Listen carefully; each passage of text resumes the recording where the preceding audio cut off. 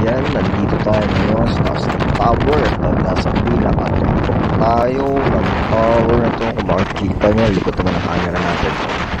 Saan siya kalit mahangin at taas ng hangin ng mga kamarada. So, ito at napalakas pa ng hangin at sobrang lamig ay grabe. Yan, kung maririnig nyo lumalagitik, nag-click yung ating torque wrench, ibig sabihin ay mahigpit na ang ating ginagawang torque wrench, no? Yan, may malambot. Ganun pa rin, ang sobrang lamig. Ito ang torque wrench na gamit natin ay 3.5.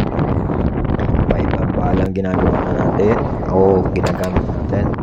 Itong mga sukat na to ay nasa 32 mm ang socket, no? Ang diameter nito ay 18. Yan. Hindi lang natin siya pinapalagitik, no? Kaya siya lumalagitik. Kung maririnig nyo, nagkiklik siya, sabihin mahigpit na yung tornilyo na yan, no? Nasa bandang baba tayo, pero nasa tutok pa rin naman ang gulo, no? Yan. Yan yung ginagawa natin today. Nilalagyan natin yung parts para alam natin kung saan na yung naikot natin at na torque wrench na natin, no? Mahirap ng ganito, mabigat na, mataas pa,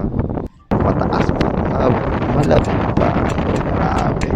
Yan, share ko lang sa inyo ang part 1 ng ating torque wrench. God bless everyone. Thank you for watching sa lahat natin followers.